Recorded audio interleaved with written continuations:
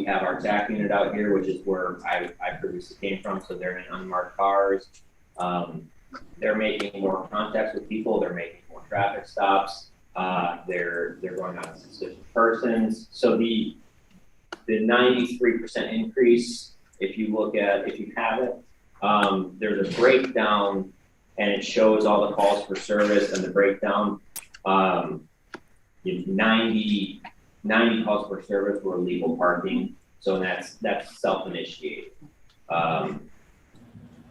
There's officer public service. There's 98 calls for service on that. That's really self-initiated, where we're contacting the juvenile groups, and then that's the screen that we go on. We're starting the juvenile groups with possession of alcohol underage, possession of fake IDs, possession of tobacco, things like that. So that's really where a lot of that increase is coming from. It's self-initiated. So it's not, there isn't an increase in crime, there's not an increase in, people doing bad things out here. It's a self-initiated increase. Out of the 33 incidences, 5% of the total were persons crime or property crimes. There was a robbery that occurred where the victim attempted to hold a parking spot in the main beach at 948. The suspect in that case exited the vehicle and attempted to park, but engaged in a physical altercation where he ended up taking the person's cell phone from them. So, okay, I got it. Which that becomes a robbery by snatching. So that's where the robbery comes from. That's detailed there. Okay, try again. And then there was a non-residential burglary. An unknown suspect entered the bar area of a business and stole a drink and a martini shaker.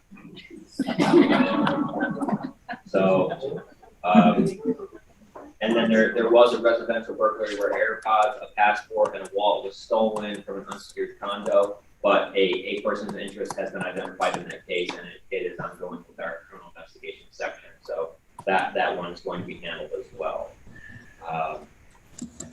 Other than that, there aren't really too many significant events or significant calls. Like I said, I know that increase seems like kind of a scary number, 92%, but it is self-initiated. I had to turn it off some years back.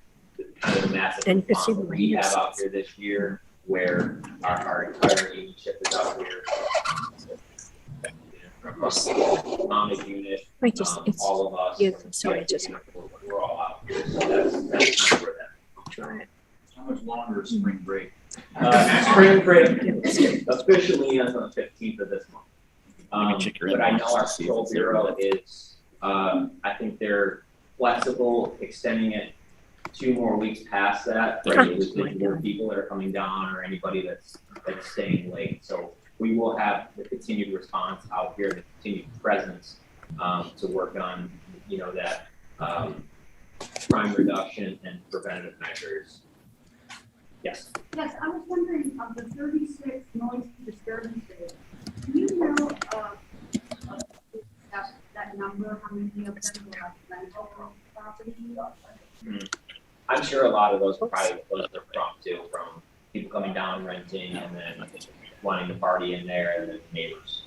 If it's a consistent place that is consistently happening, that's something we're able to take a look at and take measures towards correcting that and making sure it doesn't happen. Again, this is kind of just a brief breakdown, but I can pull every case number that we have. I can pull each incident location, the comments, if the report was written. So I'm able to pull all of that stuff in our internal system to do all of our report writing. But I was handing out is the Sarasota County referral guide to help people.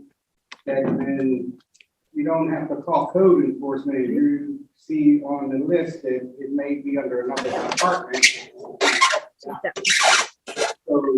this is keeps you from just calling up the 861-5000 number and just getting one of these great call center people, which they do a great job, but they're always overworking.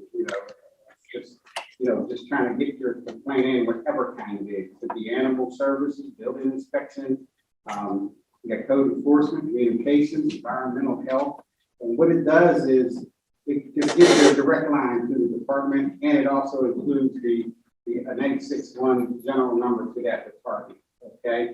So it does help, and it kind of narrows it down so you won't have to just get bounced around everywhere, okay?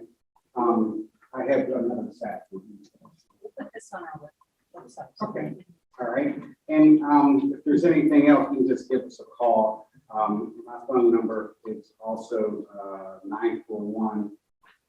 941-264-4988. And I got a few cards I'm gonna put on the back table as I usually do, okay? And if you got any questions, I'll take them when I'm finished.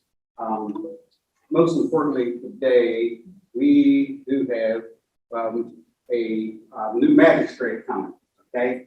Now, not much I can tell you about him because I haven't met him yet, but I hear good things about him, and he is a active attorney, Brian Kessler. So he's from a local firm, and what it is he's active, he's familiar with cases, so it's not like he's coming from another field, and he's used to people sitting up there and they're trying to, enforce, whether you're a police officer, code enforcement officer.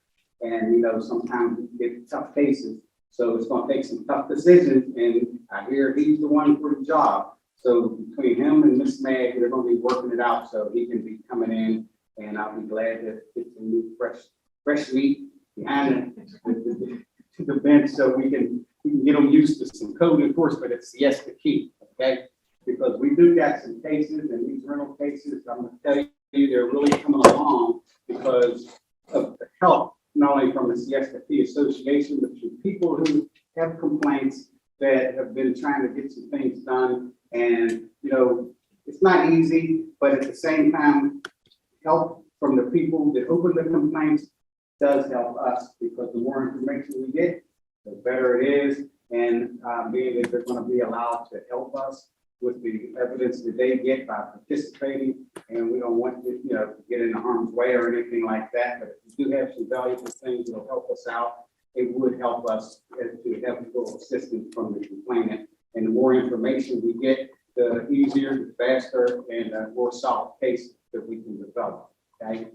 And for me, you want an update on a few cases, and I'll tell you, the short-term rentals and the transient rentals, it's like they're giving away free Pepsis or something around here. It's the key. I'm telling you, they're out here, and they are creating like a problem to their neighbors. It's like a nuisance. People, they're complaining, and they're gonna have a problem leaving their name and address so we can talk to them, or at least an email. And it does help, because I've never been tasting so much stuff in cases in my life. So that's good, because that's less running around, less research that I have to do on my own, which I'll still double check everything. But there's some good legit cases that the people have been slipping away with for a while. And it's time really to lasso them down, because they're just getting on people's nerves with these short-term rentals. And, especially this week was really, really busy with the spring break. I know they're always fun, especially when you get, like 3 weeks and there's like 4 sets of people that have been in a rental. And this is only in the part where it's residential single family. They're a multi-family area, and they're allowed to do short-term transit rentals. So, and I do have another, I think I gave you one before, but I'll give you another one so you can put it in the site of the rules that are for the rentals. So I will get to that, okay?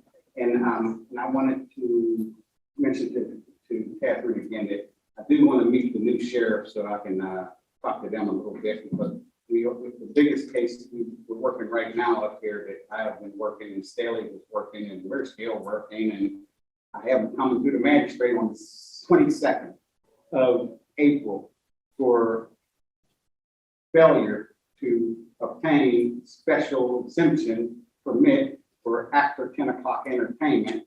And that's only the half of it, but the other half is sound violation, that they're making too much noise. And we've been back and forth on the property, and between weather this weekend, it's kind of bad, and you can't do a sound test when it's raining.